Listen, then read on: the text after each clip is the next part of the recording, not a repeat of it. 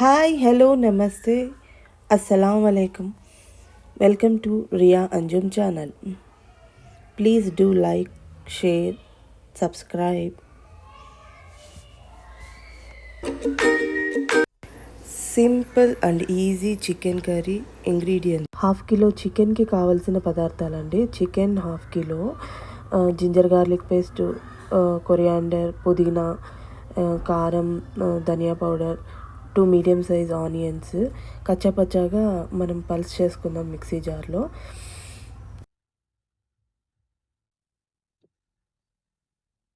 ఇలా ఆనియన్స్, కొత్తిమీర వేసి మిక్సీలో పల్స్ చేసుకోవాలండి, అలా కచ్చాపచ్చాగా.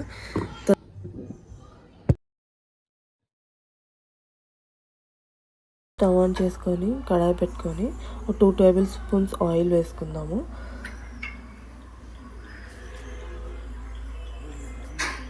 ఆయిల్ వేడయ్యాక ఫస్ట్ మిరియాల పొడి వేద్దామండి, బ్లాక్ పెప్పర్.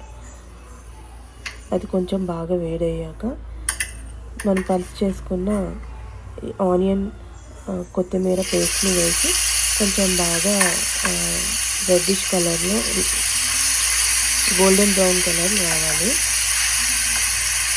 అప్పుడు అది పచ్చి వాసన అంతా పోతుంది.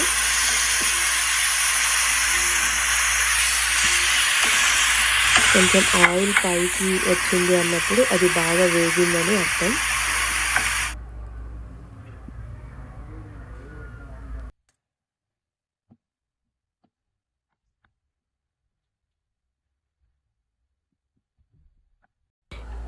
ఇలా బాగా వేగిపోయిన తర్వాత మనం జింజర్ గార్లిక్ పేస్ట్ని వేసుకుందాం. అది కూడా బాగా వేగాలి, పచ్చివాసన పోయేంత వరకు. బాగా వేగిన తర్వాత అది బాగా వేయించుకోవాలి.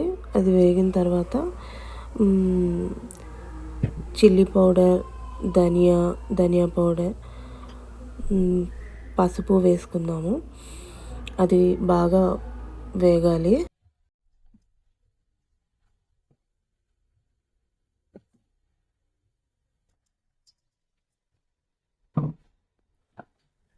ఇలా డ్రై మసాలాస్ అన్నీ బాగా వేయించుకోవాలి.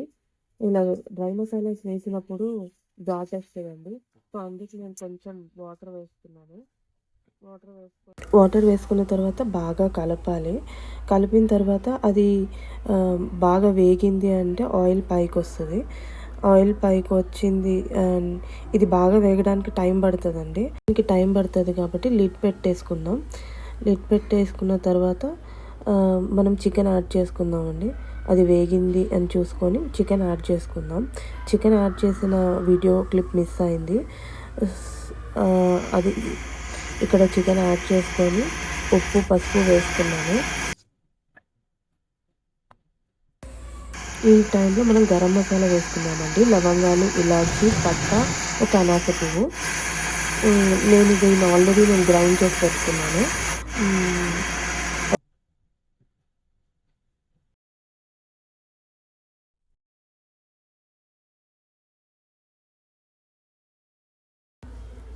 గ్రైండ్ చేసి పెట్టుకున్న గరం మసాలాని ఇప్పుడు యాడ్ చేసుకుందాము.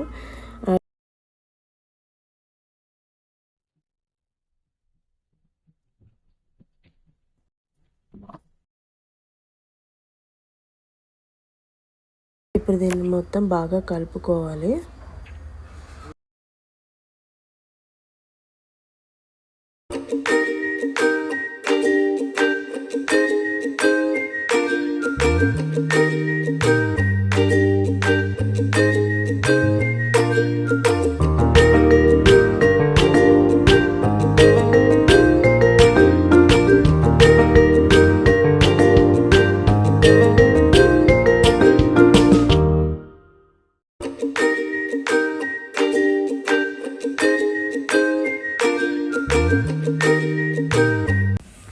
ఇక్కడ పుదీనా యాడ్ చేసుకుందాము.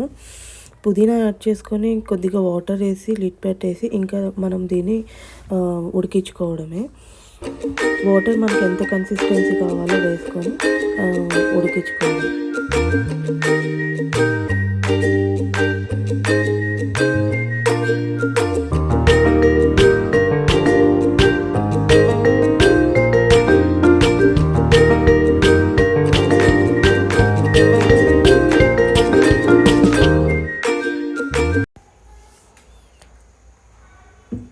ఇప్పుడు తీసి చూసుకుందాం కర్రీ అయ్యిందా లేదా.